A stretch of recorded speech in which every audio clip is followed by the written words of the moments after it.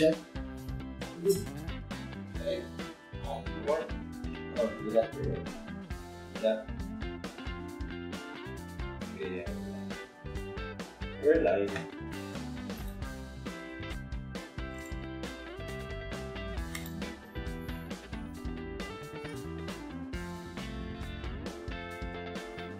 Okay. We're live.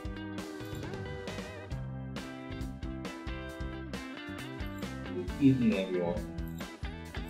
Welcome to a Monday episode of BATASnatin.com.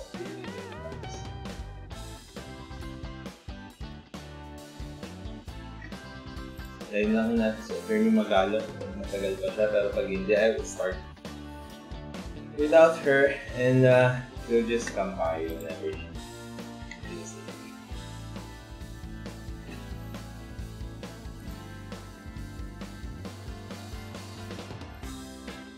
Anyway, we are BATASnatin.com, and we are a full service law firm. And our office is in Taguig City. It is exactly fronting the Taguig City Hall. You can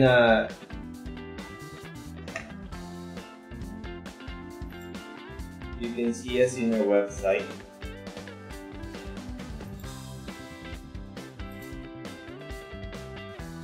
You can visit our website, BATASnatin.com.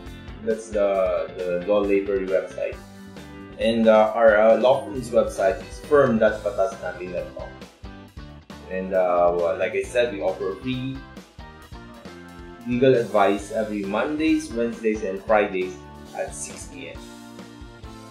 Okay. And of course, aside from offering free legal advice, our firm also is a full service law firm. We specialize actually in litigation, but we also notarize documents, we review contracts, we do the works. And you can contact us at 0915-954-6080. Again, 0915-954-6080. That's our cell phone number, and our landline number is 359-4203. You can email us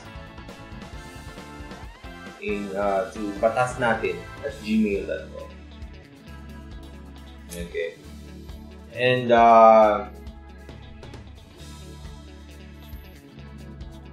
to everyone who's watching right now, kung gusto niyo magtanong lang, libre mo magtanong. All you need to do is post your questions in the comments, and we will answer them during this live event. And please help me share the stream so people who need free legal advice can watch it or can ask questions if they want to ask questions. Ito our addresses, facebook.com/batasnatin. Okay, please like and follow. Tapos, yung YouTube po natin is youtube.com/batasnatinlive. Yeah.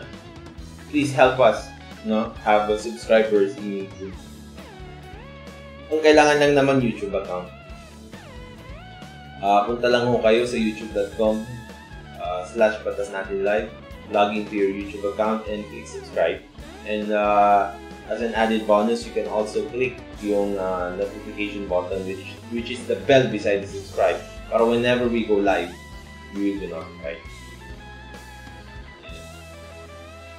Makulimlim yung araw ngayon. I hope it will rain. Umulan sa Baguio. So, sana magkaroon ng ulan para maayos na yung problema natin sa tubig. Anyway, while waiting for our Atty. Magalong, I'll start answering questions na para hindi tayo magsayang ng oras. Time check, it's already 6:06. Okay, batiin muna natin kung sino man yung nandito sa atin. Peter Lionheart, here we go. Sabi niya, Atty. mahaba po ako. Ito aking story. Okay. No problem, Peter. No, whenever, as long as we have time, as long as we post it in the comments, we will read it and we will answer it. And si Kim, sabi niya, may visa pa po ba ang warrant na hindi na-serve 8 years after? Pwede po ba mag-bail? Okay, Kim. alam mo, ang isang warrant of arrest, no? Hindi mo nawawalan ng visa ito. Ang sinabi kasi ng batas natin, no? There is, ang time frame kasi, it's mostly misconstrued, even by law students actually, and some lawyers. Sinasabi nila na ang warrant of arrest pag in-issue ay 10 days lang daw ang visa. Pagkatapos daw ng 10 days, wala na daw visa ang warrant of arrest. Mali ho yun. Kahit 8 years ho siya hindi na i-serve, no? Pwede pa rin ho siya i-serve anytime, no? Whenever reasonable. Kasi, yung 10 days ho na sinasabi ng batas na yun, no? 10 days na ini-issue doon sa order ng judges natin is 10 days to make a return. Ibig sabihin nun, yung usually ang isang warrant of arrest kasi directed the police officers, directed to the NBI, and directed to anybody who can help apprehend yung akusado, the accused. Ngayon, within 10 days from the time na binigay ng warrant of arrest dun sa NBI o kaya dun sa police o kaya doon sa any person who is willing to help or who can help to arrest the person, may 10 days sila para mag-return. Ngayon, pag hindi nila nahuli, sasabihin lang nila, hindi mo namin nahuli, hindi namin siya mahanap. Ngayon, ano ang mangyayari niyan? No? Ang gagawin ngayon ng korte, usually, no, i-archive ho yung kaso na yan. Pero mag-i-issue siya ng alias warrant of arrest. Yung alias warrant of arrest na yun, doon wala nang return order. So, ang mangyayari na lang pag nahuli yung accused, kahit it is 8 years after, pwede pa rin siyang ikulong. Pwede siyang ikulong, tapos pag-push through pa rin, tutuloy pa rin yung case. Tanong mo, pwede ba mag-bail? Yes. No. As long as there is a bail recommended, or there is a bail that is fixed by the court doon sa warrant of arrest niya, pwede ho siya mag-bail. Bail is a matter of right. It's a constitutional right. Bail is a constitutional right. Kailan lang siya hindi pwedeng mag-bail? Hindi siya pwedeng mag-bail kapag walang nakalagay na recommended bail. Pero hindi naman the end of the world yun. Pag walang nakalagay na recommended bail, ang gagawin niya lang, pwede siya mag-file ng motion, no, to fix bail doon sa korte. Yun ang gagawin. Ngayon, paano naman pag yung offense niya, reclusion perpetua to death? Diba? Tapos, the evidence of guilt is strong. Kung sinabi, strong. Kung sinabi ng judge na hindi siya pwedeng mag-bail, hindi siya pwedeng mag-bail. Pero you can always ask. Because there are two kinds of bail. Bail as a matter of right, yung unang sinabi ko, no? And bail as a matter of discretion.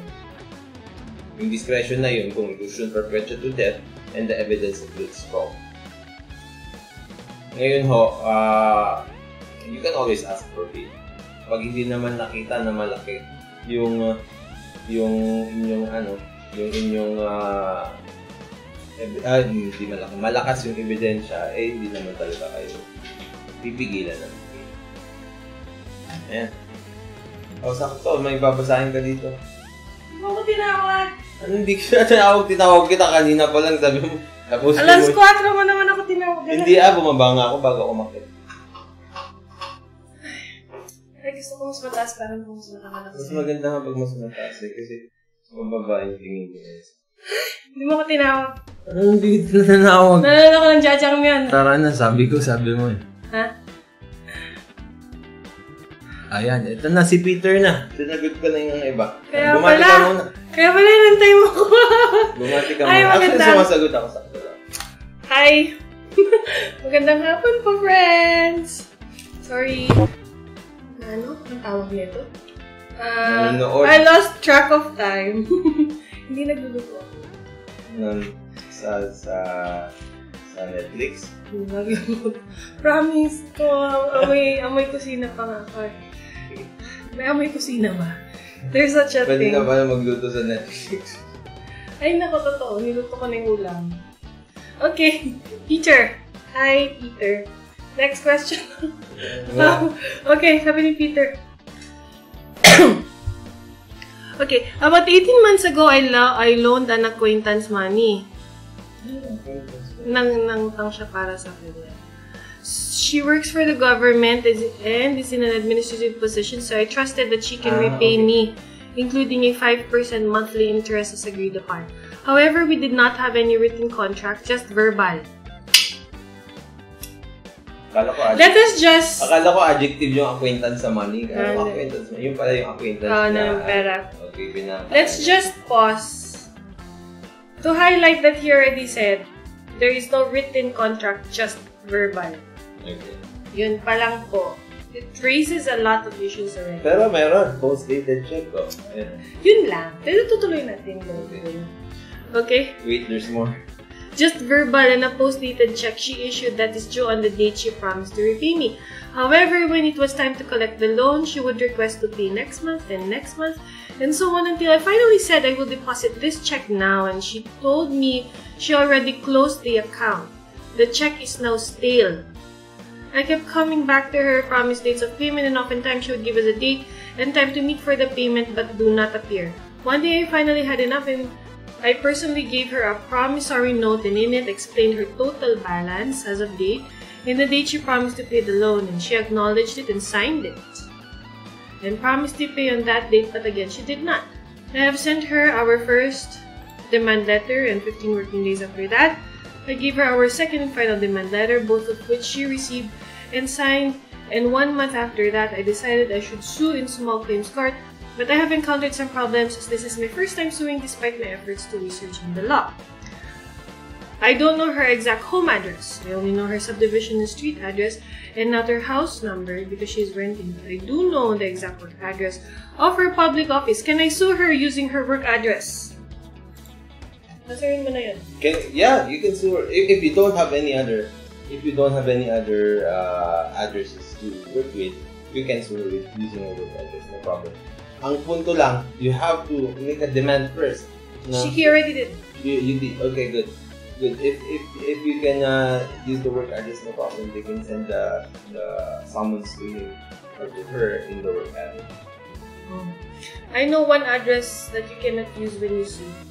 Email address. Soon it will get it. They have subpoenas. Wala right? pa. Electronic subpoenas. Not yet. But it's not. But not yet. Okay. Next, a help desk employee in the Hall of Justice informed us that barangay and affidavit is a must. However, since I don't know her exact home address, the barangay is confused how to help me with just subdivision and street address. Can I just go to barangay office of the barangay where she works and file a complaint there? Peter, if you are not in the same barangay, you don't need to go to the barangay. Okay? Just tell them you reside in different barangays. Okay. Next. When I loaned her the money, it was just me and her in the room without witnesses.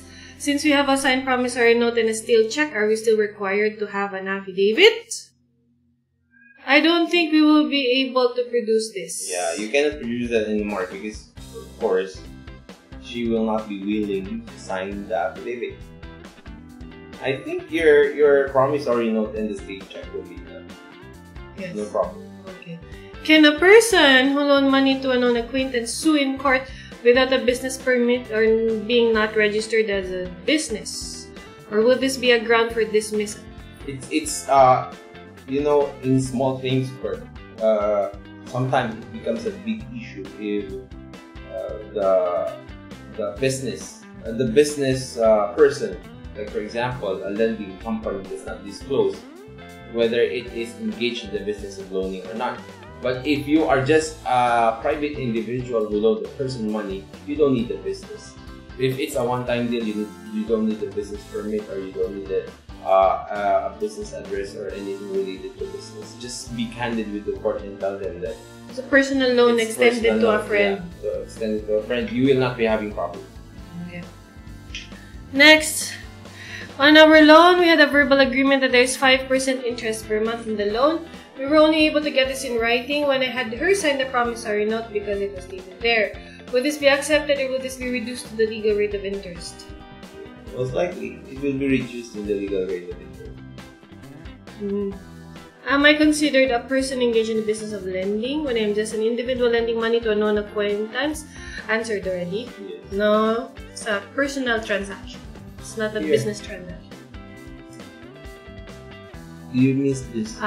Last Friday, you mentioned something about the 4-year pulugit for loans without a contract and a 10-year pulugit for loans with a written contract. May I ask if ours fall under a loan with a written contract? Yes, it's because the promissory note is a written contract. Okay. I said I on discussions, but actually it is we. Now I am writing in behalf of my 60-plus-year-old mother. I am one of the sons of the lender, and I noticed one day ago my 60-plus-year-old mother is waiting 2 to 4 hours almost every day on a government office waiting for someone who promised to meet her. I would wait for her 4 times until I was outraged and finally asked her, who is this person you're waiting for?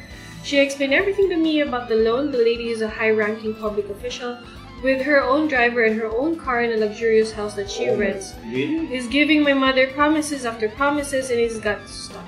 I decided to help my mother. She is old and I can't watch her wait there in vain for months. One time I personally asked the one who loaned about the payment, and she texted us to go and wait in the mall and we will meet there. We waited for hours. We texted her if she's coming and she never replied. We are not rich people. The money loan came from all our hard work and we only wanted to find a source of income. Yes. Okay. Sorry about that. That's a sad story, but file the small things, please. That's really sad.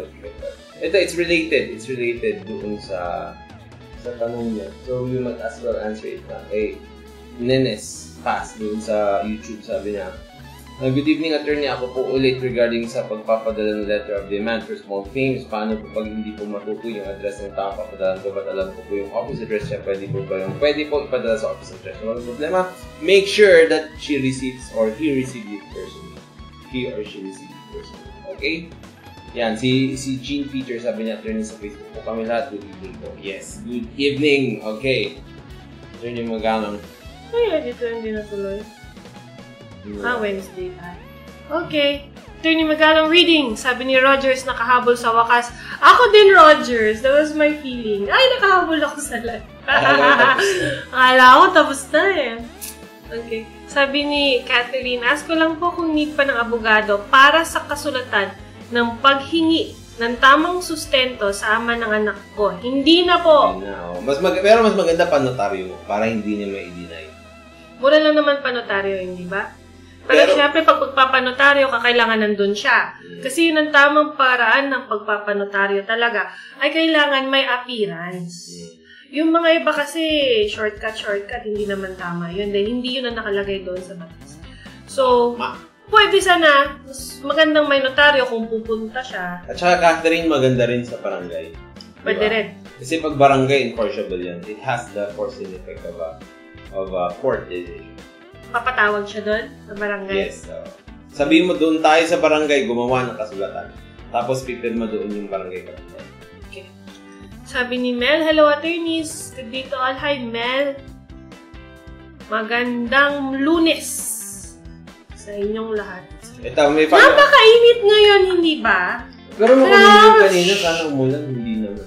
Alam mo ba, binigyan ako ng derma, sabi diba importante lang tayo nagsa-sunscreen kasi although hindi ka naman iitim, diba nakakapangit ng balat, nakaka-wrinkles, pwede tayo magkaroon ng skin cancer and all that. Meron na palang iniinom na gamot na para na rin siyang sunblock. So, iinumin mo siya, tapos pag nilagay mo yun, so mas protected ka against the UV rays. Para sa vampira, ganun. Siyempre ako, binili ko agad, di ba? Hindi na ako research. Pero derma naman na nagsabi na maganda Pero mag-ingat kayo dyan kasi kung meron ng ganyan na napoprotekta na sila sa sunlight, yung mga vampira pwede nang lumabas sa umaga. Hindi na sila masusunog. Ang gagawa po kahit gaganda ng mga vampira, di ba? Tingnan mo yung Twilight. Yes, okay, ito si Nenes may follow-up siya. Thank you, attorney. May follow-up question po. May rights po ba siya to refuse and na-receive yung letter of demand pag pinadala ko sa office address niya? And pwede ko po ba i-receive yung letter sa office niya? Thank you po. Sobra. Nenes, meron siyang karapatan to refuse. Pero pag nag-refuse siya, ang gawin mo na lang, pumunta ka doon personally. Tapos, sabihin mo sa kanya, ipapareceive ko sa yung demand letter. Pag ayaw niya pa rin, sabihin mo sa kanya, itong demand letter, iiwan ko dito sa mesa mo. Watch me. Kukunin mo na lang. Di ba? Kukunin mo na lang pag gusto mo. Pero aalis na ako. Diba? That's considered service already. Ang gawin mo na lang, gumawa ka ng affidavit, tapos ikwento mo na nag-iwan ka doon. Nakita mo siya personally, and she refused to sign, and you personally left the letter in front of him or sa harap ng table niya. Sabi mo, pwede ba ipa-receive yung letter sa head office niya? Hindi po pwede. Dapat personal service. Ang sabi hindi naman personal service, dapat actual receipt ang meron. Anong ibig sabihin ng actual receipt? Maybe by personal service, na-receive niya mismo, o kaya kung registered mail mo, siya mismo tumanggap galing sa kartero, o kaya pag LBC, siya mismo tumanggap galing dun sa LBC personnel. LBC? Yun ang mga... Pero bakit pa LBC ang lagi natin ginagamit? Pwede rin ba tayo gumamit ng Zoom?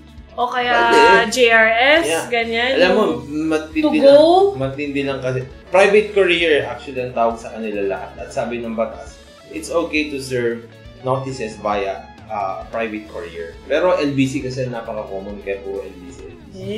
Okay. So, next, dito na tayo saan na tayo? Kasi scroll down ko eh. Ayan, kay JR. Si Mary, nabati mo na. JR Bajarian. Paano ba i-pronounce ito? Paharian. With PM po, entitled po ba for separation pay ang isang employee na nakapagserbisyo for several years then nag-resign sa isang company? Hindi, JR. Hindi. Dahil ikaw ay umalis. Ikaw nagkusang umalis. Ikaw may gustong umalis. Wala kang separation pay. Ang separation pay ay binibigay lamang kapag ikaw ay tinanggal at hindi wala kang kasalanan. Kumbaga, let's say, lagi ko example, dati kang bagger. Tapos naisip nila, hindi ka na kailangan, may machine na kami, o kaya lahat na lang ng mga tao doon, sila na lang ang magbabag. So, hindi ka na namin kailangan dito, pasensya ka na, pampalubag loob sa years ng iyong serbisyo bilang thank you, ito ang separation pay mo. Hindi ka pwede umalis na babae, ako na sa'yo, nasa pera ka, diba? You don't get rewarded for that. So, no. Okay? How do you compute it? If you are entitled to separation pay, for every year of service or every fraction thereof, you're entitled to 1 month's pay. So if you've been working there for, let's say, 5 years, para madaling i-compute. Okay, then you get 5 months pay. Kung 5 years and 2 months, meron pa 6 months pay. Okay? Pero yun, may qualification din yun if the closure of the company or the reason of the company in removing you is not based on economic. No, basta hindi nalugi. Economic. Siyempre, pag nalugi na yun, economic reasons na naman yun. Wala naman, pipiga dyan. Kahit pigain mo pa yun, wala na. Okay? Alright. So, hindi masyadong good news, no? Okay, sabi ni Javi, hello po, good PM po. Hello! PM. Sabi ni Luisa, actually, I feel a little bit happy kasi hindi na ako masyadong inuumo ngayon. Yeah, kaya lang meron pa. So, gusto na namin mag-jogging pero baka bukas na.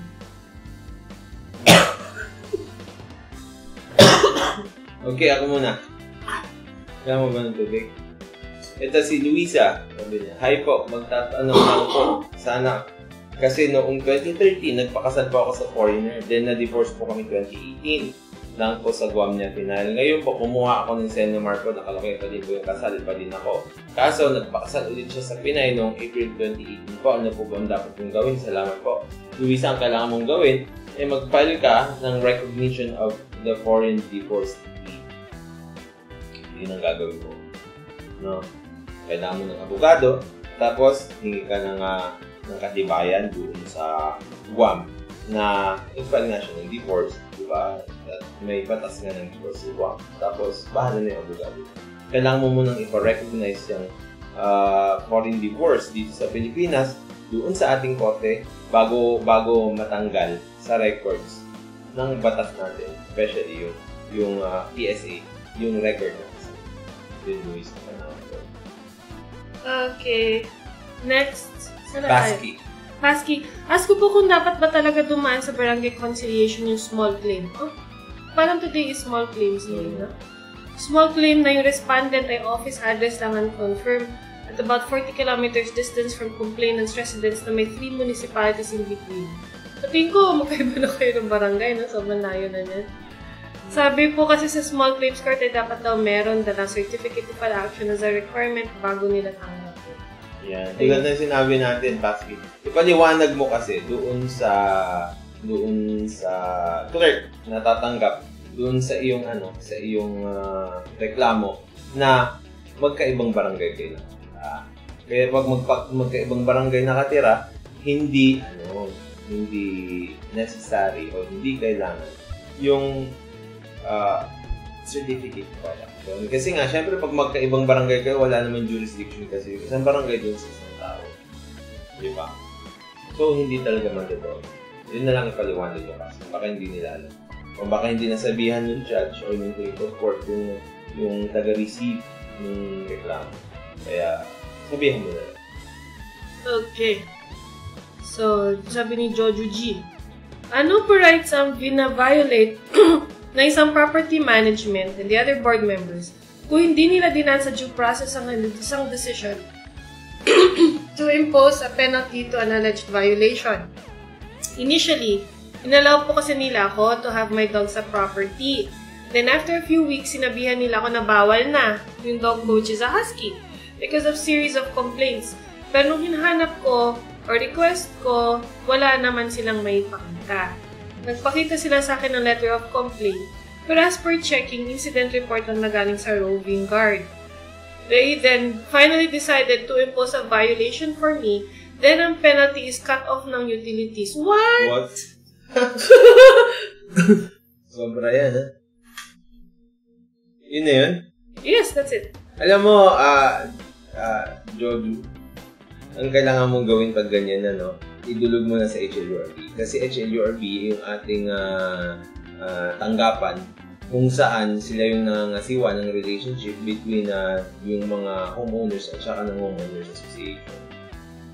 I-raise mo doon yung punto na walang due process at irregular yung pagpapasa sa inyo ng penalty.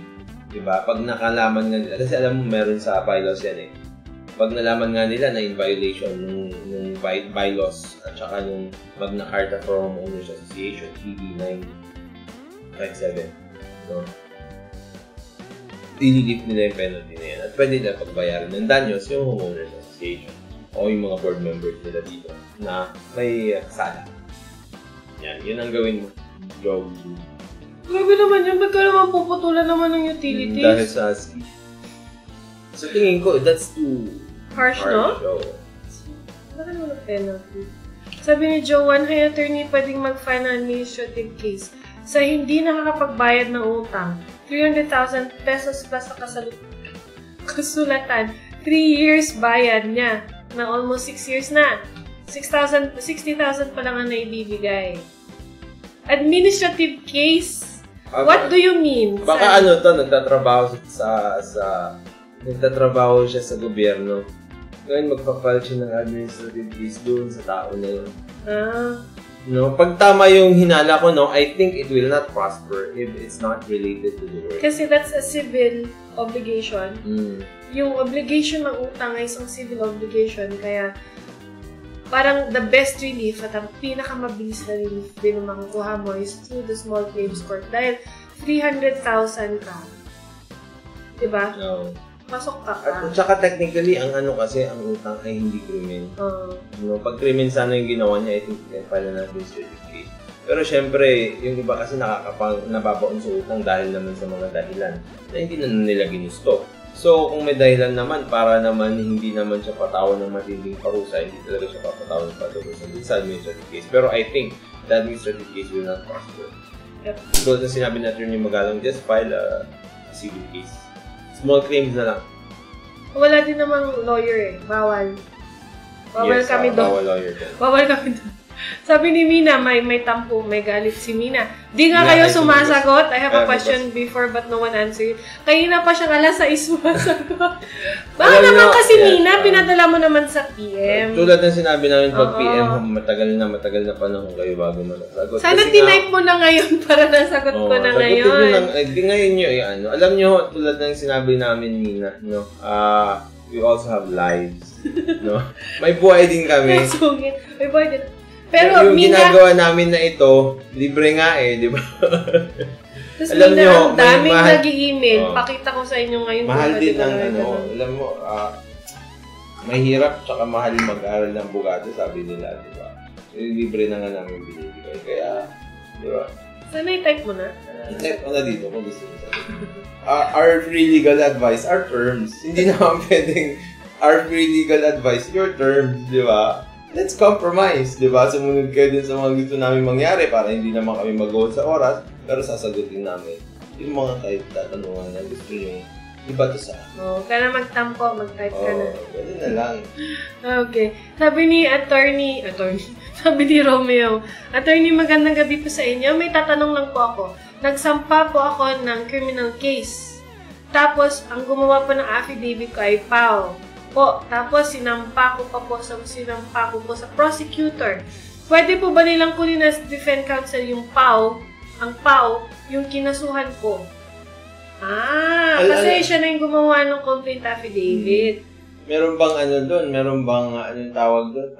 Conflict of interest, no? Sa opinion ko, actually doon sa tagal-tagal naming nagre-litigate, no? Marami na kaming na panood na senaryo na ganito doon sa korte. Itong senaryo na ito nangyari na rin. Pinapa-inhibit niya yung PAO kasi nga sila daw yung unang kinonsulta nila bago sila mag-file ng kaso. Diba? So, itong PAO, alam niya daw. So, parang yung mo rin, no? Sila yung kumonsulta, tapos sila yung tumulong na mag-file yung kaso against gumawa nung complaint affidavit, no? Pero, hindi mo na, pag tinulungan ka naman ng PAO na gumawa ng complaint affidavit, hindi naman ibig sabihin nito, abogado mo na sila. Doon sa particular case na yun, lalo na criminal case yan, ang magiging abogado mo, yung prosecutor. Kaya kapag, yun ang sinabi doon sa sinabi ng PAO, yung chief ng PAO doon, sabi niya, kaya walang conflict of interest kasi nga, yung yung tao naman na magre-representa sa'yo, yung PAO lawyer na magre-representa sa'yo, hindi niya rin naman alam yung kaso ng kabila. Diba? So, hindi niya alam yung mga confessions doon. Pero nonetheless, kahit ka may confessions na nangyari doon, you still have to do that in court.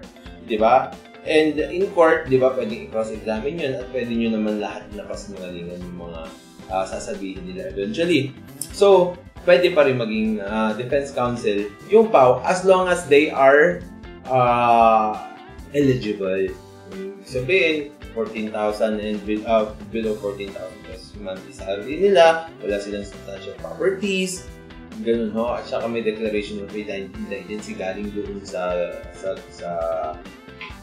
barangay. So, yun ho ang magde-decide mo. Tsaka ultimately, yung PAO pa rin ho magsasabi kung may conflict of interest na.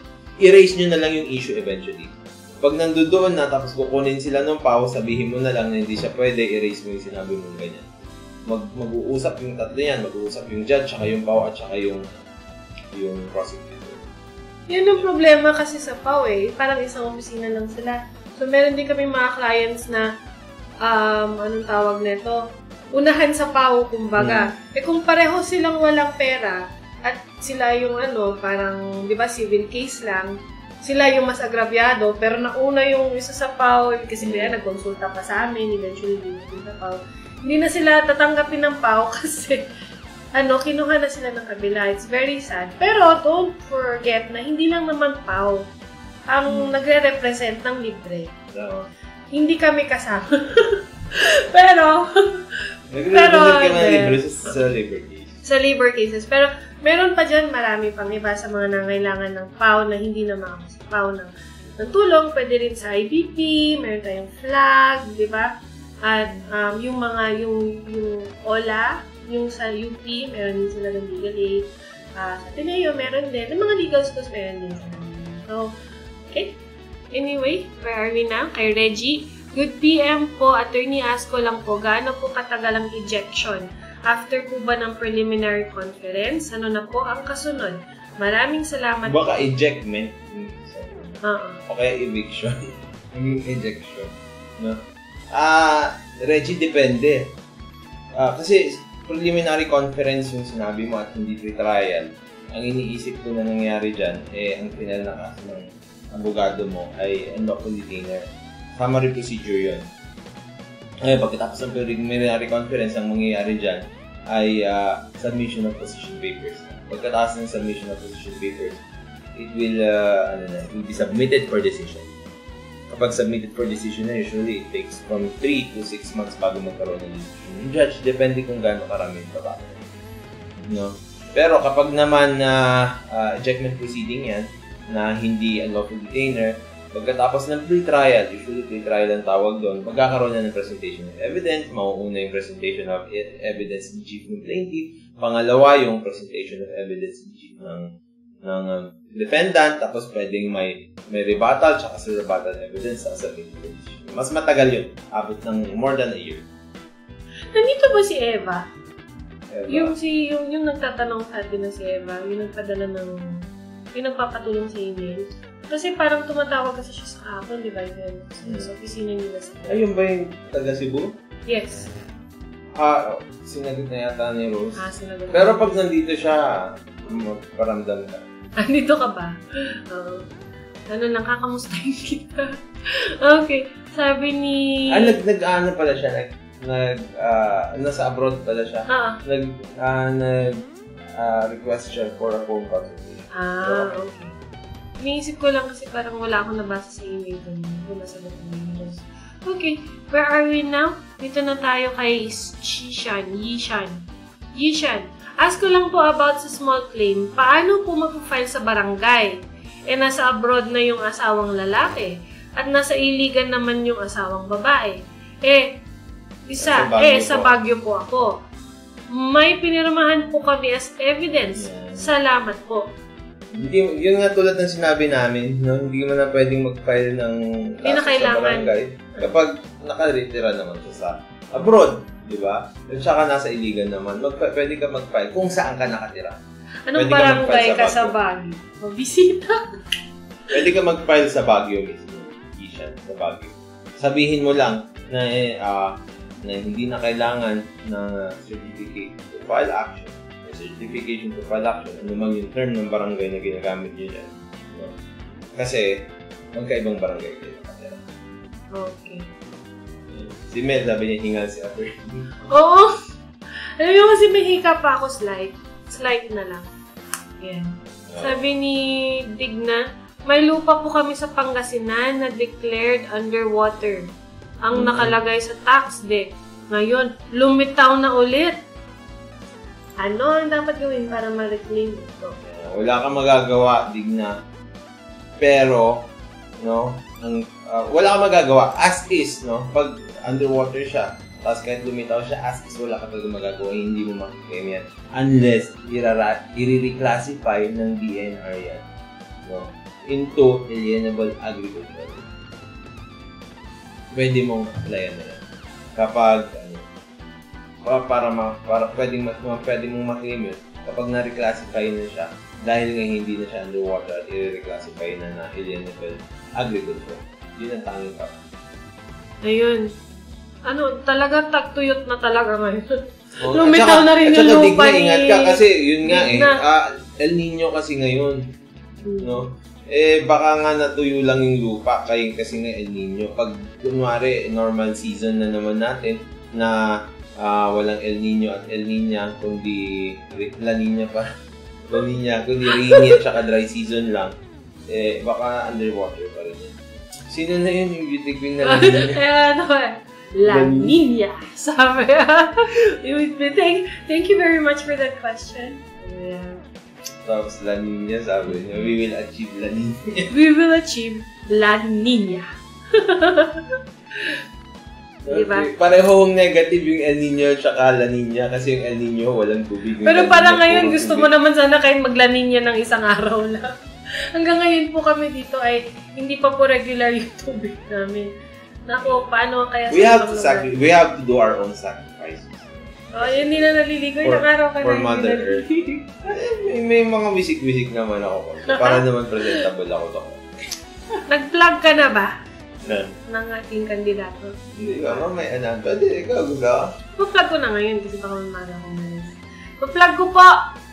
BM for Mayor. Alam niyo na yan kung kayo po ay taga Baguio. Okay. Si Benji daw. Opo, si Benji. At kami po ay bibisita sa Baguio at kami po ay magdidikit ng tarpaulin sa tamang pamamaraan. May mga taga-Baguio nga dito na gusto nyo bisitahin namin kayo. Sabihin nyo, nagdadala kami ng tarps and stickers. Pwede kayo magsabi, bibisitahin namin kayo sa bayan. Next week, nandun kami sa bayan. Iikot kami. Na-excite ako. Alam mo, mahihain kasi ako sa personal.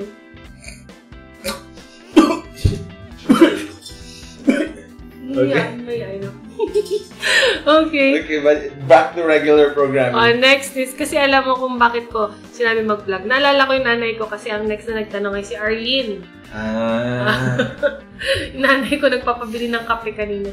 Okay. Hello po, ano po dapat ko gawin? Kasi yung ex po, yung tatay ng anak ko, ex ko po, tatay ng anak ko, hindi niya po mini-maintain ang pagbibigay.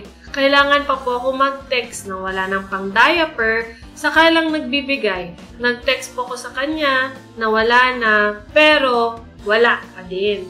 At jail officer po siya. Alam niya na pwede siya makulong dyan.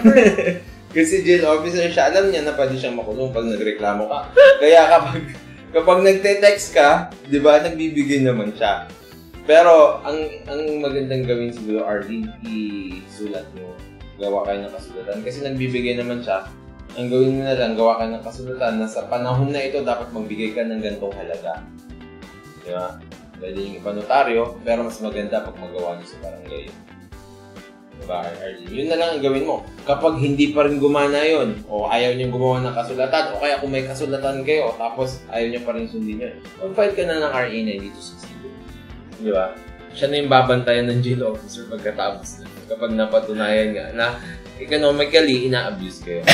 Okay, isasagutin na natin itong follow-up with Digna bago pa mawala sa isip natin. Nag-reclaim na daw kasi yung mga katabi at pinag-aagawan na po yung mga katabi mo pa. Nalala mo yun yung sa civil law, yung if the river is here, and then nag-shift yung river, do you own this land? Hindi, pero pag nag-shift yung river, kung sino, yan kasi nag-dry eh. Pag nag-dry yung river, sino bang may-ari, di ba? Alam niyo ho, pag nag-dry ang river, lalo na temporary lang yung drying up niya, hindi pa rin pwede i-claim kasi nga. Yung mga nag-claim na yun na sinasabi niyo sa tingin ko, pinipwestohan lang nila yun, pero it's still not legal. Kasi tulad nga ng sinabi ko, there must be a classification or reclassification of the land before you can claim. Pero what if it's still classified as alienable land but underwater? May ganun ba? Ano pa ang nakalagay? Tsaka paano ba siya na baka naman yun nga, baka nag-shift yung creek or nag-shift yung riverbed or patay na yung river, ganon. Yun ang tignan mo kasi nakalagay sa tax declaration naman underwater eh. Hindi naman siya nakalagay na agricultural land. Di ba? Tama ba yun? Tama ba kami sa ano? Yeah, alam ko no, yung mga nag-claim doon, it's not legal. Tinatayuan lang nila yun, pinipwestuhan lang nila, pero I think it's not legal. Kasi nga hindi pwede mong i-claim o applyan o sabihan na sa'yo ang isang property na hindi naman pwede sa'yo. Okay. Eto, sabi ni Peter, oh my God, thank you both attorneys. I am really satisfied. Think I'll follow you till the end. Salamat, Peter. Yes, thank you. Sabi ni Enzo, paano po kapag ang kasal is officiated ng secretary lang ng mayor at pirmado na ni mayor yung papers bago ma-officiate as well as walang naganap na ceremony, pinapirma lang. Yeah. So, wala. Yeah, that is a ground for the declaration of the nullity of the... So, it was never valid. The marriage was never valid kasi one of the requisites of marriage is dapat the person who is officiating the ceremony must have authority. So, who has authority? The mayor. Now, how will you do this in court? Paano may release ito sa court? Probably kung meron kayong mga pictures, no, tsaka witnesses na magsasabi na hindi talaga si mayor yung nagkasal sa inyo. So, yun. Yung ceremony din naman, kung nagpirma, di ba kailangan din ng ceremony? Yeah, dalawang kailangan. Dapat officiated by a person authorized by law to officiate marriages. Tapos pangalo, there must be a marriage ceremony. Okay, so dalawa na yan. And what's good for you is this madali lang yun. May maraming ganyan kaso. Actually, may kaso kami na ganyan. Minsan kasi late si Mayor, absent si Mayor, tapos syempre, ayaw nilang ma-disappoint yung mga tao na nagbihis, nag-makeup na, tagdala para mga kamag-anak doon. So, minsan ginagawa na, tinutuloy na lang. May kaso kami na ganyan. Void ho ang kasal. Yung kasal nila ginawa sa Pangasinan. It's very famous actually because it's been broadcasted. Na-dismiss yung Mayor dahil sa delegate niya yung authority niya to solemnize marriages. May kaso kaming ganyan. It's pending decision. Pero yun, you will know by the judges and what the judge say naman kung maaaprobahan yung declaration of nullity of marriage petition. I'm very positive. Enzo, ready mo na yung mga pictures. Kailangan mo na yung mga ebidensya mo. Yung nanay mo, yung parents nyo na pumunta doon at makakapagsabi. Ano pang ginamit niyo yung kliyente mo? Ay, kumuha siya ng schedule, di ba? Nawala yung mayor doon nung araw na yun. Yes, everything. Birthday kasi ng mayor yun. Tapos, yung school principal na may kilala doon sa mayor. Tapos, yung mga tao na may kilala din doon sa nag-officiate. May pipirma kasi sila na yung nag-officiate yung tao na yun. Yun. Yung abogado mo, hire a good lawyer kasi kapag hindi niya mapatunayan yun, may matatagilid yung kaso. Okay. Sabi ni Smiley de la Luna.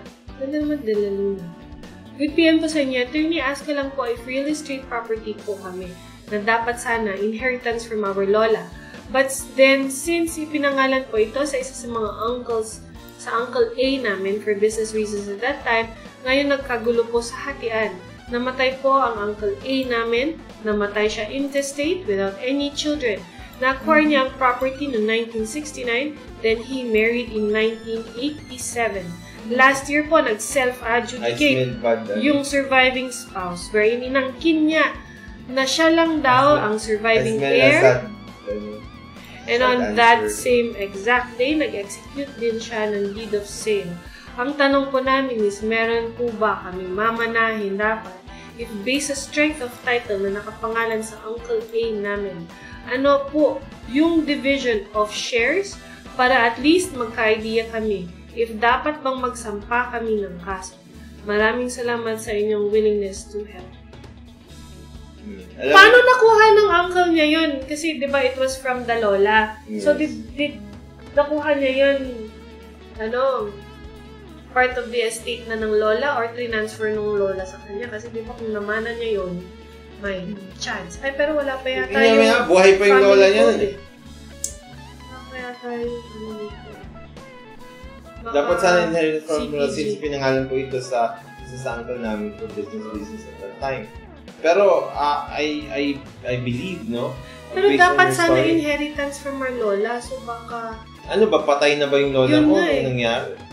Kasi kung patay na yung lola mo, tapos transfer nila illegally, di ba? May habol kayo. Di ba? Pero pag buhay pa yung lola mo at pinangalan sa kanya yun, kung donation yung ginawa, most likely, pwede nyo habulin. Di ba? Pwede nyo habulin pag dinonate lang doon sa tito nyo. Pero kapag naman ito ay binenta, medyo mahihirapan kayong patunayan na wala ngang value, no? It was not paid for value. Diba? Yun ang mahihirapan kayong gawin dyan. Pero sabi niyan ganyan. Tsaka ang mahirap niyan, patay na rin yung uncle niya eh. So, sino ang, di ba? Wala na, hindi niya mahabol yun. Sa tagal ng panahon, hindi nyo na humahabol yan. And I think you are also guilty of laches. No? Napabayaan nyo na matagal. Hindi na magpo-for. You cannot disturb the property na. Pero last year, nag-self-adjudicate eh. Yeah, kasi doon lang namatay yung uncle niya. Diba? Pero dapat you question that after the death of your lola. Diba? Usually kasi nag-execute kayo, diba, ng trust agreement na kapag usually, diba, ginagamit kasi yung asset, so para magkaroon ng value yung company, ang ginagawa usually is humihiram ng asset. Internally, meron silang trust agreement to make it appear na talagang pahiram lang yon. Parang for show lang ba? Para itong trust agreement kasi yung parang what do you call that? parang your way of protecting yourself na talaga namang baka yung 1, 2, 3 ka naman nung isa, di ba? So, usually nag-execute yun ng trust agreement for purposes of yung pahiram ng pangalan. Ngayon, since wala ito, at wala yung lola mo na para magsabi na hindi na ibenta yan at pinahiram lang niya talaga sa anak niya, wala na rin yung tito mo para magsabi na, oo, hiniram ko lang yan, di ba? Ang ngayon yung spouse, syempre yung spouse, kukunin niya yan. Tsaka nakapangalan sa uncle mo eh. Oo. Ang gagawin mo pa dyan, no, para talaga masira yung fact na own siya ng uncle mo, you have to cancel the title. And say that it was acquired. Sabi niya, diretso na kasi daw pinangalan sa kanya dahil siya daw yung president ng business. At patay na daw yung lola. Yun nga ang problema doon. How will you... So maybe it was acquired technically not by the lola, but by the business. Di ba? Pero ang may-ari ng business yung lola mo. Pero pinangalan sa kanya. So, ibig sabihin, siya pa rin ang binibigyan nila ng property. Pag may may-ari doon sa property. Alam mo, Smiley, dahil sa patay na sila, silang nag-usap dyan. Yung lola mo at yung tito mo. It's difficult for you to dig the facts of the case and dig evidence. Kasi nga, nakalibing na lahat. And nasa title. You know the title. Yung the title is indivisible. It's indivisible. Mahirap sabihin na hindi totoo yan. And it's valid until cancelled. And you cannot attack it collaterally. Because there is, yun nga, meron po ba kaming mamanahin? Dapat based sa strength of title na nakapangalan sa o wala po. Because you are not a compulsory heir kasi may surviving heir. Yes. Surviving spouse. Ang nagmamana kasama ng surviving spouse ay legitimate ascendants, parents. Okay. So, next, sabi ni Mel, vampire. Oh, vampire. Gusto ko rin maging vampire nun eh. Kasi diba dalawa yan, pipili ka kung vampire or werewolf. Ano ka?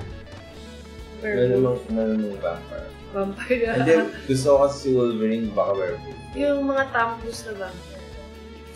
Okay. Werewolf ako. Yung Teen Wolf, si Michael J. Ay, maganda yun. Pero mainit yun. Balay po. Okay. Sabi ni Elsa, hi Atty. Happy Monday. Hello. Sabi ni Luisa, salamat po. Elsa, kamusta ka na? Elsa ba o Aisel? Aisel yung pangalan niya dati. Baka nga. Okay. Sabi ni Yara, hello po mga attorney. Ang barangay blotter po ba ay public document o isa ba itong public record? Hindi.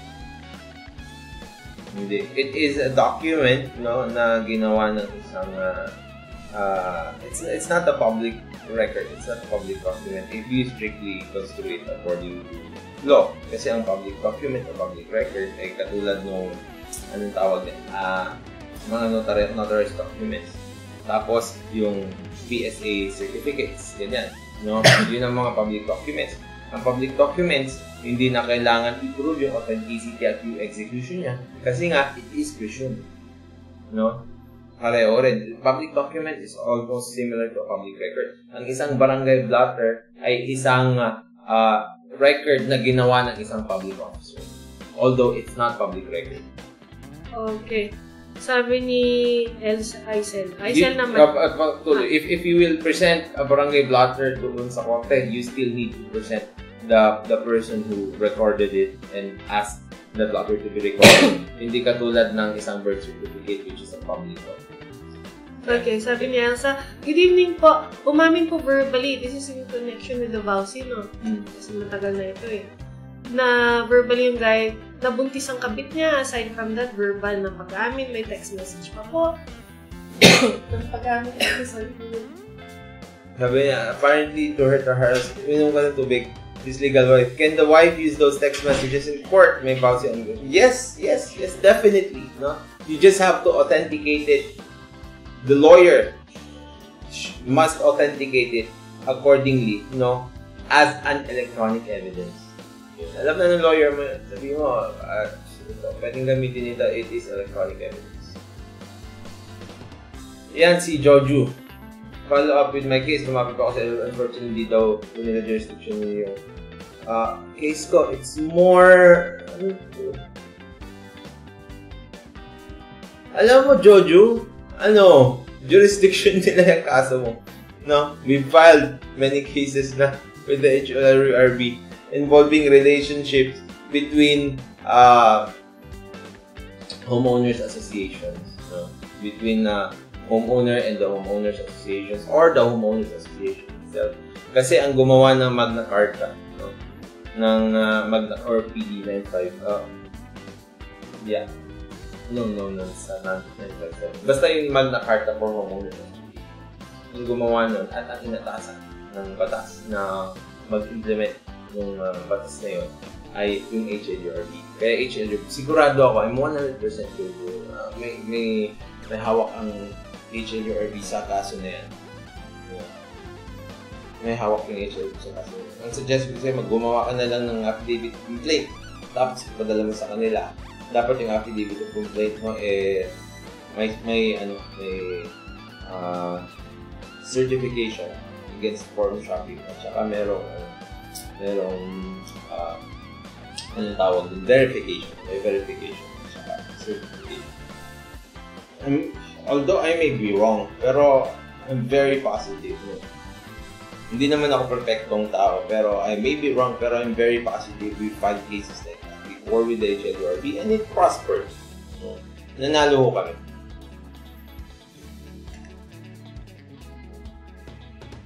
Sabi ni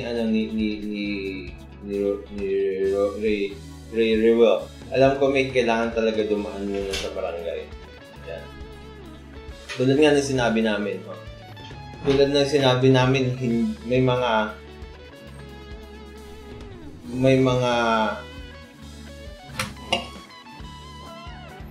mga kaso na hindi kailangan dumaan sa barangay. Dito kasi alam ko may kailangan talaga, sabi ni Ray. Meron, basahin nyo yung kung hindi kayo naniniwala sa mga sinasabi namin, pwede nyo naman basahin doon sa Katarungang Pambarangay. I-google nyo lang ang Katarungang Pambarangay. Kasi di ba pwede rin, di ba, pag gusto mo rin mag-participate doon? Di ba? Kahit hindi ka required. Pag voluntary ka pumunta, pwede. Pero syempre, hindi na kailangan. Di ba naman yung kailangan? Di ba naman yung... At saka actually hindi lang yun eh. Ang hindi pa kailangan pag 4 years and 1 day and above, no? Hindi kailangan. Tapos pag ang kakasuhan mo ay isang corporate entity, hindi rin kailangan. Marami doon, may nakalagay doon. Basahin nyo doon. If you want to double check. If we are wrong, please call our attention so we can correct ourselves. Buti na lang, di right minus wrong. Okay, sana tayo. Okay, Peter Lionheart, na? Kaya naman daw, sabi nga. Okay lang yun. Sabi ni Hara, pag hindi po ba accompanied with an official translation ng isang document na nasa isang dialect, hindi na po ba siya admissible? What if napamark naman po sa pre-trial yung document at may dala ng official translation during the trial? Well, it's just a matter of, pag ganyan, it's just a matter of presenting the official translation. Sa tingin ko pwedeng tanggapin yan. If that's my case, I will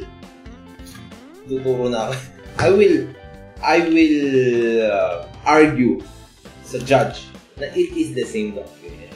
Kasi, alam mo, nagkalalaban na sa isip ko eh. Pag ako yung nasa kabila, sasabihin ko, Your Honor, the translation was not presented during pre-trial. So, ibig sabihin, it should not be admitted, di ba? Ngayon, sasabihin mo, Your Honor, it is the same document. This is a mere translation. Di ba? Yun ang sabihin mo, tatanggapin niya. Di ba? Pero pag ako dun sa kabila, sasabihin ko, hindi present ka. Pero you have to argue. Di ba? Yung lawyer mo, yun. Kaya niya yan. You really have to argue yan. Yan. Kaya that will test the mettle of trial lawyers. Yung mga ganyan na pagkakataon, doon mo talaga masusubukan, no? Kung magaling yung abogado mo. It is where parang mediocrity, where excellent lawyers is separated from the mediocre lawyers. Diba? Pero tulad na sinabi ko, depende sa judge. Pero sa tingin ko pwede naman. Okay. Next. Okay. Saan na tayo? Si Sheba. What's up? Oh, the sky. And the clouds. And Sheba. Ano Queen ba? Sheba. The stars. Sabi ni Faith V, good evening, attorney. Sikat po kayo dyan. April Fool's Day ngayon. Okay na ako. Sanay na kaming naluloko na we were numb. Nakatanggap ako ng bill eh. Tinitignan ko April Fool's Day. Parang ano yata. Pero I'm so happy about the Philippines right now. And my friends in Facebook. Wala na akong... Last year, may mga nakita pa akong mga pregnancy test na buntis ako. Ngayon, parang isa na lang yata yung nakita ko. Yun, please be creative naman pag gagawa naman kayo ng April Fool's prank nyo. Huwag naman yung tradisyon na. Kasi hindi na April Fool's yun. Kayo na yung nagiging fool doon. You're not making a fool of others. Pero April Fool's pa rin. Kasi you're making a fool of yourself. Anyway, be creative, diba? Naalala ko yung question kanina na in-adjudicate doon sa wife. Naiisip ko, if the wife is the surviving heir, then it concurs with the siblings. Ganun ba? She concurs with the siblings. Yung anak ang nag-exclude ng iba. Oh, yeah. The wife concurs with... Wala silang anak ba? Wala. Sorry, I cannot remember. So, sino yun na nga yung nagtanong kanina? If you concur, then ilan ba yung share nila? Okay, so how it is, the wife gets her conjugal share. Sino yun? Na-recall ko eh. Recitation ko rin ito before. The wife concurs. I did not understand it well. Okay. So, sino ba ito? Can you comment? Sino yun?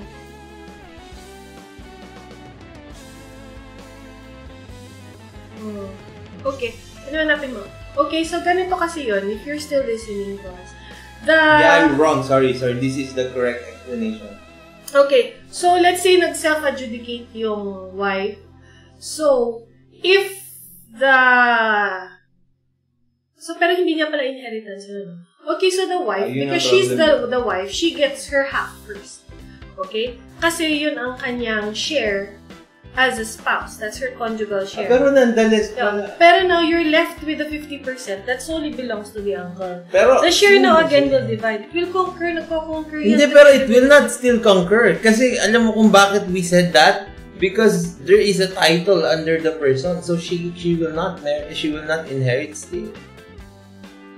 Patay na nga yung uncle niya eh. Patay na yung uncle. Nag-self-adjudicate yung wife. Gusto niya kumuha ng share doon sa share. Gets mo na? Yes. Ito, si Smiley. Yeah, I get the question. Sorry. Kaya na ako na mabother eh. Kaso, yan, Smiley. So, let's say... Patay na pala pareho. Last year nga nag-self-adjudicate yung spouse. Okay. So, Smiley, magkalikuhan lang kami for a while. Let's say ito ang property. Mahirap talaga succession eh. Ito yung property. Hiwalay mo muna yung 50% ni surviving spouse, that is her conjugal share. The remaining 50% doon sa property, this is the property that solely belongs ngayon to yung side ng Uncle A mo. Who are the compulsory heirs to the 50% na yun, yung pagmamayari ng lolo ng uncle mo. 50% of that goes to the surviving spouse. In short, 75% ng property na nandun sa titulo ay kanya. The 25% that remains, yun nga yun na nagko-concur sa collateral heirs. Sino-sino ang collateral heirs? First of all, bababa mo na yan sa anak. That's sino walang anak, pero dapat sana anak. Kung walang anak, ngayon yung parents. I guess, patay na. Diba? Kasi patay na yung lola, so wala na rin siyang parents. Sino ngayon na magmamana? Yung mga kapatid niya. Kung may natitira pa siyang kapatid. Ngayon, let's say, 3 silang magkakapatid. Patay na yung isa. Let's say, yung kapatid niya na hindi naman sana, pero let's say, yung tatay mo, na kapatid ng uncle mo, wala na. Kayong magkakapatid ang papasok doon sa share na dapat ng tatay mo. Yeah. Pro indiviso, no? Pro indiviso. Hindi ibig sabihin na you're entitled to one share. So, kung dalawa yung kapatid niya nabubuhay, 50-50. Right to representation. Yes, meron. 50-50 yan. The nephews and the nieces will step up to the share doon ng By tatay. virtual right of yes, right, not their own right. Yun. So, yeah, yun. Very, very good explanation. Bravo. Thank you to my succession prof na tinatakot ako. Smiley, please, Please disregard yung sinabi ko kanina. I miscomprehended the question. Okay. Yung sinabi ni Atty. Magalong yun yung tama. I concur. Okay. So, balik na tayo doon sa ating regular pila ng ano. Ito si Otis Salok. Diyan na lang. With PM po, paano po kung wala kayong agreement about sa pag-i-invest ng pera and evidence mo lang is text messages and chat? Okay na ba kaya yun? Well, depende kung makapapa-authenticate mo yan doon sa content. Kung napa-authenticate mo naman ng maayos yan as electronic evidence, pwede. Okay. Yeah, pero I suggest find more evidence kasi medyo mahirap pag text messages. Lalo na pag hindi niya ina-admit na galing sa kanya text messages at saka yung mga chat messages.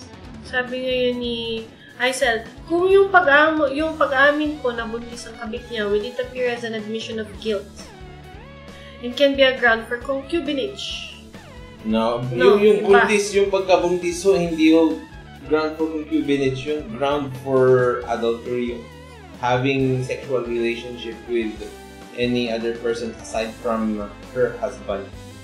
Concubinage ho, yung sexual relation, having sexual intercourse, having sex under scandalous circumstances, yung mga gano'n.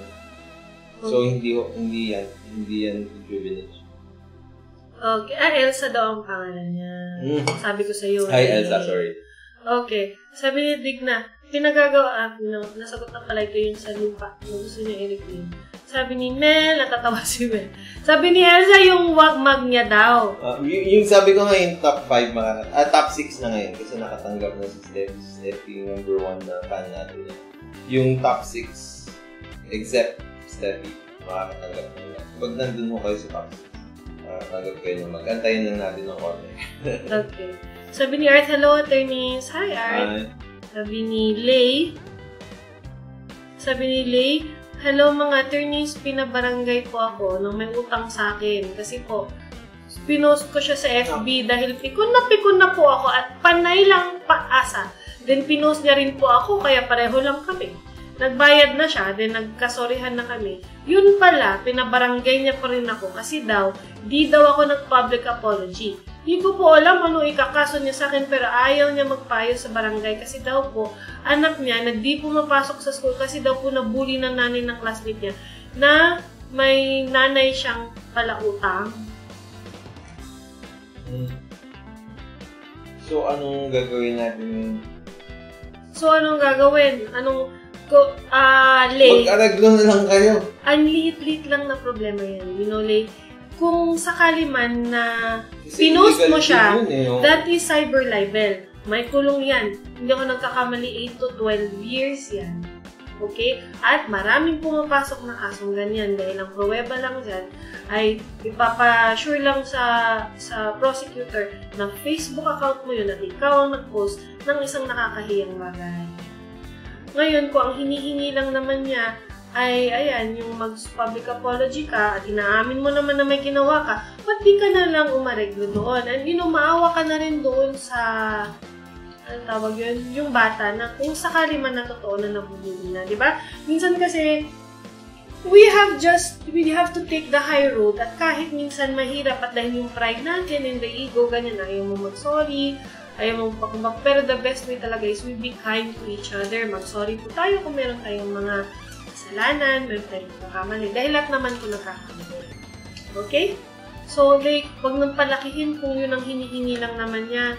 Mag-public apology ka na doon sa barangay, magkaroon kayo ng kasulatan na wala na, okay, magsusorry na ako, sasabihin mo. Pero sana man, may ilibing na itong issue na to at hindi nalilita ulit. I'm sorry, you're sorry. Diba? Saya-saya kaya. Okay. Sabi ni Smiley De Luna, if based lang po sa strength ng title as collateral essence, wala naman po silang anak.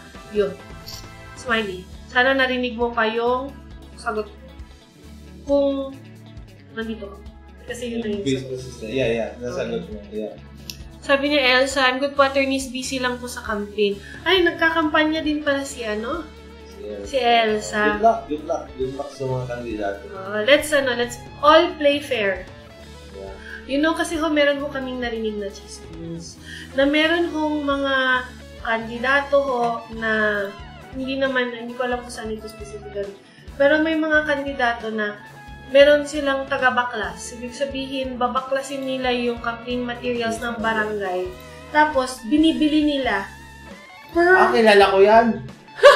per poster! So, kunyari, di ba, hindi naman kami, pero kunyari, magtatayo ako ng tarp. Bukas, wala na. Yung pala, binaklas ng kalaban at binili dun sa mga tindahan. Not good. Okay. So, wag ganon, mga friends. Fair lang. Okay, sabi Let the people decide. Kasi... Not your money. Tsaka alam niyo yung pera kung sakaling man nakatanggap kayo. And not your power. Ubus na yan. Sa mahal ng mga bilihin ngayon, wag niyo let's value our morals, our principles more than yung ganyan. Kasi 150, magkano na ang Starbucks? Magkano mga Starbucks ang 150? Ibig sabihin, Starbucks yung dangal nyo, yung prinsipyo nyo, ang presyo lang yan, isang Starbucks. Huwag naman, di ba? Okay. Sabi ni... may hugot ako. Sabi ni Paski, nabasa ko lang ang exception sa barangay justice at nahin sa sagot ni attorney. Conflict lang. Sa sinabi ng small claims staff. Kasi, marami ding hindi alam. Yes. Inform din natin sila. Kaya nga nandito. Kasi, it's common knowledge Yan ang umiikot na wrong na paniniwala na kailangan talaga to. Pero hindi mo pwede pinitin, di ba? Ganyan pag just research. We don't know everything tulad ng sabi namin. Pero we're here to help. At least we are leading you in the right direction, di ba? Alam mo kung ano yung matututunan mo na eventually. You can read more if you want to learn more. Okay. Sabi ni Hara, follow-up question po, attorney. What if the barangay blotter is to be used against the person na nagpa-record ng blotter? Kasi may inconsistent statement siya sa police blotter niya. Pwede ba gamitin yung blotter to prove na nagsisinungaling siya? Even if hindi na magtestigo yung barangay officer na nag-record. Well, tulad na sinabi ko, Hara, it will not be proven as authentic kapag hindi nagtestigo yung barangay officer na nag-record. Because it is not a public. Kailangan. Yung mga certifications nga, certifications that were issued, kailangan pa rin ng testigo. Pupunta pa rin yung tao doon. Kunwari, yung medical legal officer na nag-record doon, kailangan pumunta yung medical legal officer, pero i-stipulate na lang na yun ang ginawang record. Diba? O kaya, kunwari, yung mga certification na ini-issue, kunwari, na yung notary public ay non-existent, di ba? Yung nag-issue ng certificate, mapapatawag pa rin doon. Di ba? Yung mga nagsasapina ng travel records, papatawag pa rin yung custodian ng travel records para i-stipulate sa korte na siya nga yung gumawa. Okay. Next is Hi po, Attorney. Good PM po. Stella, ask ko lang po. Kahit po ba 3 years na nakalipas, pwede ko pa rin po ba i-file ang kaso ko laban sa asawa ko na adultery po ba yun? Stella, babae ka, no? At bigamy, baka bigamy. Bigamy yun. Bakit bigamy? Because B means dalawa. Dalawang kasama, no? Pag isa lang ang asawa mo, monogamy. Ano yung gamy? Gamy, bears. Okay. Kasi po wala siyang sustento sa anak namin. Tapos kinuha ng kabit niya ang sahod niya.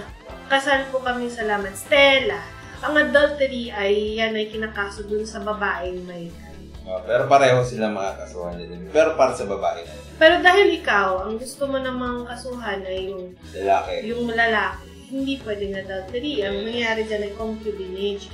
Ngayon, ang masakit kasi dyan, mahirap patunayan yung concubinage. Dahil yung law, siguro nung araw pag ginawa yan, at lalaki ang mga nagsulat, batas na concubinage, mahirap siya patunayan. Kung research mo, mabubugan mo.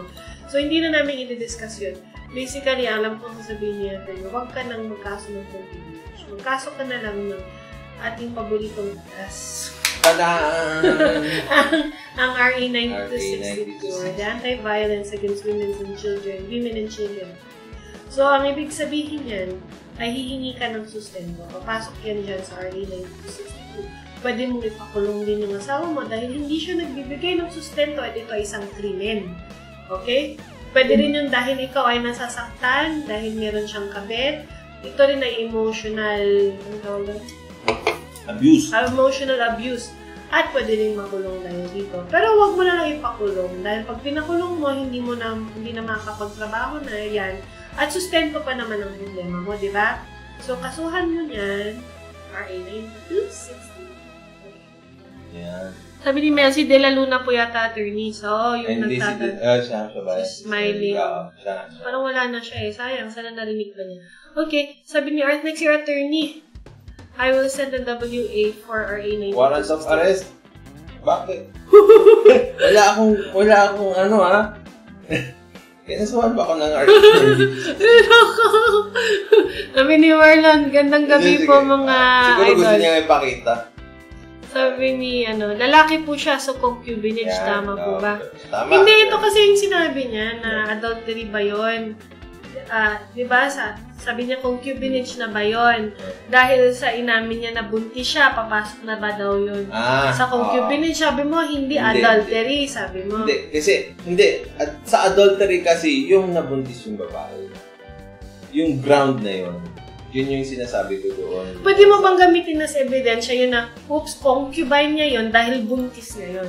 Pero syempre, yung elements naman ng concubinage, yung elements ng concubinage, meron kasi Elsa doon eh. Kung mag-google mo, yung elements ng concubinage, meron doon, hindi ko kasi memorize. Parang nakalagay doon na dapat nakatira sila, tapos merong mga scandalous circumstances, ganyan. Kailangan, pumasok pa rin yun doon sa elements para pumasok yung case mo na concubinage. Okay?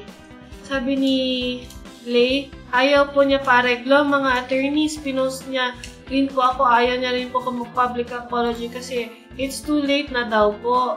Alam mo, Lay, baka ang suggestion ko, idala mo pa rin yan sa barangay.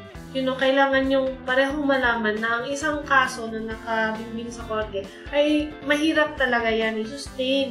Bakit? Unang-una sa lahat, kailangan mong pumunta dyan. Paano yung trabaho nyo? Paano yung pamasahin nyo, yung oras nyo? Are you willing to sacrifice all of that for this? Yun ang i-explica mo na lang sa kanya. Just show her na you're sorry for what you did to them. Sa tingin ko naman magpapatawad yan eh. Dahil hindi rin tawag nito, hindi rin kaaya-aya yung may kaso. Maraming ganyan, magkakaso sa una, mamaya ayaw na. Papahabain nyo lang yung samaan ng loob. So, sabihin mo na nagkamali ako, katulad mo nagkamali ka rin noon. Parang ganon, di ba? Bakit ikaw pinatawad ko? Sana naman, tanggapin mo rin yung tawad ko. Yun ang mga, minsan kasi nadadala lang ng emotion. Okay, sabi ni Arth, so what good is CFA or other certification of blatter barangay if it cannot be admissible in court, especially if the recording barangay officer refused to be at court? Di wala pa rin attorney. Alam yung nyo, blatter. ang sinasabi kasi natin, it is not. Hindi naman siya sa hindi admissible in court. It is admissible in court, but just like any other evidence, just like any evidence, diba? You have to authenticate it. Diba? You have to authenticate it. You have to prove its due execution. You have to do that. If you fail to do that, hindi talaga maging admissible sa korte. Parang yung blatter, di ba? Na sinasabi mo kasi ayaw pumunta ng barangay officer, may blatter doon sa barangay, ayaw niya pumunta. Di ba? Ang iniiwasan kasi ng batas dyan, yung mag-iimbento ka lang. Yung mag-iimbento ka ng isang blatter, ito yung blatter na ginawa ko, tapos isasubmit mo. So pagkatapos na, hindi mo papa-authenticate. Walang pupunta doon, tapos hindi mako-cross-examine yung document. Di ba? That is prejudicial to the other party. Sabihin kasi nila, invento mo lang yan. Yeah. Iniiwasan ng batas natin yun. If a document, or a witness was not cross-examined, it's hearsay yun. Actually, it's not hearsay. It's self-serving. Sabi ng batas natin. Lagi kong ginagamit yan, self-serving.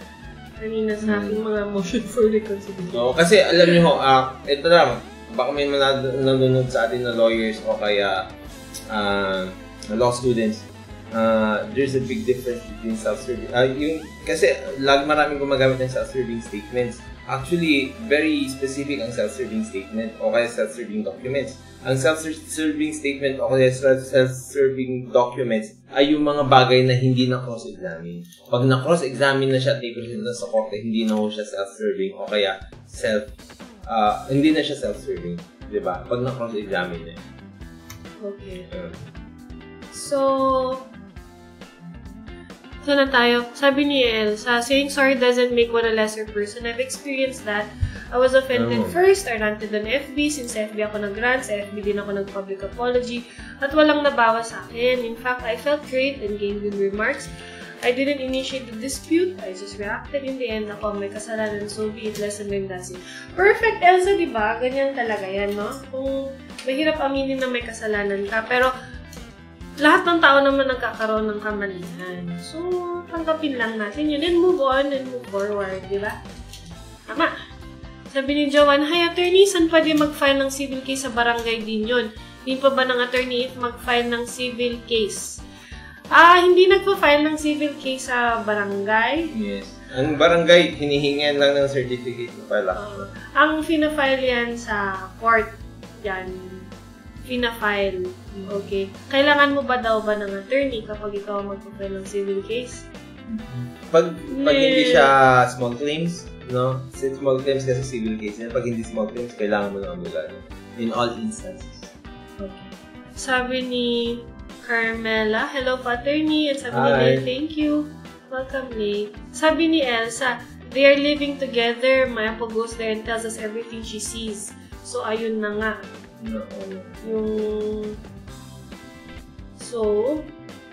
Ito yung dapat na commit na act sa batas. Keeping a mistress in the conjugal dwelling. Doon ba nakatira? Conjugal dwelling. Kailangan pinatira doon sa bahay nilang mag-asawa. Next, having sexual intercourse under scandalous circumstances with a woman not his wife. Ito ang problema. Dahil nag-qualify yung sexual intercourse, kailangan scandalous circumstances. Kailangan nakaka-iskandalo yung pag-aano nila. Diba? Napakahirap patunayan yun. Next is cohabiting with her in any other place. So, kung nakilibin siya sa iba, pasok doon sa concubinage. So, kung binahay na, pasok na yan ng concubinage. Okay na. Meron ka ng ulo. Pero may hirap talagang patunayan. Oo. Tapos ito, number 3. As regards the woman, she must know your husband to be married. So, dapat alam niya. Alam nyo, ang mahirap, no? I'll tell you from a trial lawyer's perspective, no? Para maintindihan nyo itong concubinage na ito, no? Yung unang-una, di ba? Keeping a mistress in the conjugal dwelling, dapat kasama nyo siya dun sa bahay nyo. Di ba? Kunwari, paano yan? Nandun ka sa abroad, tapos tumira yung kirida niya o yung kabit niya doon sa bahay nyo. Diba? Kailangan mo ng taong kailangan mong present ang ebidensya na tumira siya doon. Diba? Tapos, ang mahirap dyan, kung wala ka nga doon, kasi nga, tinatago yung kabit eh. Diba? Tinatago yung kabit. So, paano mo makikita? Kung andun ka, wala naman yung kabit. Diba? So, kailangan may witness. Yung witness mo naman, syempre, itatago yan eh. Hindi rin makikita ng witness. Diba? Yun na mahirap dyan. Tinatago. Pangalawa, having sexual intercourse under scandalous circumstances. Ano yung scandalous circumstances? Siguro in public. Diba? Okay. Nakakahiya. So, makikita mo na nakakahiya yung ginagawa, having sex. Yung fact nga na makita mo lang na nagsisex. So, diba? Tsaka, pangalawa, tinatago yan kaya mahirap gawin. Diba? Pag sa motel sila, nag-sex, hindi scandalous circumstances. So, cohabiting with her in any other place. Kaya nga binahay sa ibang lugar kasi nga ayaw makita ng ibang tao na nandoon. Di ba? So, tinatago yan kaya mahirap patunayan. Tinitignan nila yung paligid nila kaya walang nakakakita. Di ba? Tapos, as regards the woman, she must know that the husband to be married. Yun yung panghuli. So, sasabihin lang ng babae, hindi ko alam na kasal siya. Paano mo patutunayan? No? Parang doon sa jolay-jolay na yun, di ba? Paano mo patutunayan na alam nung babae na kasal nga siya kung hindi naman siya umattend dun sa kasal niyo? Di ba? Siguro pag umattend siya sa kasal niya, malalaman niya. Di ba? Pero, di ba? Sasabihin ko lang, pag ako yung babae, hindi ko naman alam na kasal pala siya. Kaya lang hindi ko yung babae. It's a mental state. Kaya nga sinasabi ko namin lagi ni Atty. Magalong, mahirap mag-prove ng concubinage. Kaya nga ako ginawa. Kaya RA 9260. Gumawa sila ng RA 9260. Concubinage is very difficult to prove. Ang daming palusot. Okay. Yeah, that's from a trial lawyer's perspective. Okay, sabi ngayon ni Peter, hello, Atty. Sasko lang po, na-remember ko kasi sa paghahanap ko ng paraan para makakuha ng address ng defendant sa utang. Nagpunta po ako sa subdivision kung saan siya nakatira, nag-ask po ako for house or room number ng rental niya. Sabi po nila, pwede naman daw nila ibigay, pero write lang daw ako ng letter on the spot po. Gumawa ako ng letter, stated the reason for the inquiry. It's a civil matter regarding an unpaid loan, and hiningi nilang ID ko and pinapapakapit. Then, after that, sabi nila, di pala pwede ibigay yung house number kasi private subdivision sila. I understand this naman po and hindi ko pinilit sa kanila. Tanong ko po, is violation ko ba of privacy law ang ginawa kong pagtatanong? Ay! Also, nung nagtanong yung subdivision ko ng reason ko kung bakit gusto malaman this, sinabi ko ang totoo, which is my unpaid loan siya sa akin, okay lang po ba sabihin yun? Okay lang yun, you know, you're just also exercising naman yung right mo na, you know, pag alam talaga kung siya masaserva ng, maganda naman yung dahilan mo talaga. It's your right. You're as long as you did not do anything wrong sa paghihingi na, hindi mo naman sila kinompel, tinutukan ng baril, pinilit para sabihin sa iyo yung address. Walang problema. Okay. Next, sabi ni Joanne, small claims attorney if file sa civil case. Need pa ng attorney? Hindi na kailangan yan ng small claims. May form lang yan na fill-upan. And medyo nag-amend na, kung may barangay, kapitbahay mo, same barangay, then you should go. Pero pagdating yan sa small claims court, which is either your METC, MCTC, and DCCs. Okay, hindi kailangan ng abogado doon. Talagang sinabi niyang bawal ang abogado doon. Unless yung abogado yung kinasuhan or nagkakaso. Okay? Sabi ni... Sana tayo? Sabi ni Carmela, please help me, can I seek legal advice? Kasi po, nabenta po namin yung tricycle namin noong March 21, 2019. Nagkabayaran na po kami at nagpirmahan ng deed of sale after 5 days. March 26, sabi niya, sira daw, samantalang binahin niya pa po yung sasakyan. Ang gusto po niya ay kami raw ay gumastos sa pagpapagawa ng tricycle, pero di naman sira yun, ginamit niya na po ng ilang araw. At legal naman ang prangkisa. Please help po kasi sabi niya kami raw ang gumastos sa pagpagawa. Ang sasakyan mo kasi pag nagbibenta kayo ng sasakyan, you have the obligation also to say na kung ano man yung problema na nandoon sa sasakyan, yung tinatawag natin na warranty. Yes. Okay. So, kasi di ba iba, hindi na sinasabi may kalamang pala or not. Ngayon, ang nangyayari dito, kung ito ay isang sakit na nung tricycle na hindi nyo sinabi, then ikaw ay liable. Ngayon, kayo ngayon ang, ano ba ito? Ito kayo magandang advice dito. Kailangan niyang patunayan na yung sira na yon ay existing na nung binili niya sa inyo at alam nyo na sira yun. Ito ba yun? Di ba? Oo. Kay Carmela? Oo. Kasi after 5 days, sira daw eh. Ano ba ang sira? Meron din kasing meron din naman kasing warranty against hidden defects. Yun nga yung sinasabi ko. Oo, yung sinasabi natin yung Magalong. So, alamin mo kung ano yung naging sira ng sasakyan.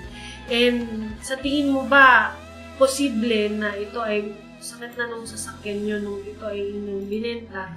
At kung ito naman ay naging sakit na nung tricycle nung nangyari sa kanila, then kailangan nyo rin patunayan na wala yan nung naibenta yan. Diba? Yes. So, I think that's the best way. Kaya usually, ang sasakyan, pag may iba nagbibenta, sinasabi nila as is. Kumbaga, kung ano yan, yan na yung ibinibenta ko sa'yo. Okay? Wala nang alam yan. So, kailangan kung mapapatunayan yun at chinek naman nila yung sasakyan talaga bago nila binili at ginamit talaga nila at wala talagang sira before binili and after binili, din yun ang defense ninyo na hindi kayo liable. Okay? Next. Mini Elsa. Boy, nandito na tayo sa 7:30. We will just do this fast, okay? The mistress knows that the Lola she is living with is married, but We don't want to drag her into this case considering that she's pregnant, she's young, and we believe that she's also a victim. Yeah, yun nga. Mahirap kasi patunayan yan. Tsaka buntis ano? That's very difficult. Sabi ni Carmela, nagpupunta po siya sa bahay at nagagalit na sira daw po yung tricycle. Sabantalang binigay naman conditional, di naman minadali na mabenta at walang pumilit na bilhin niya yun. Saka panong sira yun, binahin na po yun sa kanya binili. Alam niya na bumabiyang yung tricycle, walang sira. Okay? So, nabasa ko na. Okay, so Carmela, chinek nila, sinubok pa po niya. Kung ganon, kailangan nilang patunayan na sira yun. Sila na lang ang magpapatunay na sira na yun. At alam nyo na sira yun, binenta nyo ng sira. Ang hirap patunayan, hindi ba? Pero sila na lang ang merong burden doon. Ang depensa mo dyan is, tinignan mo naman yan, umuo ka, sinubukan mo, wala naman akong tinago sa'yo. Lahat ng gusto mong makita, sinubukan mo na. Okay? Tapos, dayan ninyo na lang yan sa barangay. Okay. Kapitbahay. So, barangay talaga. So, mag-usap kayo doon. Ha? Sabi ni Peter, good PM po, ano ang ulam? Naamoy ko na nga fried chicken. Wow, fried chicken. Sabi ng anak namin maliit, chicha.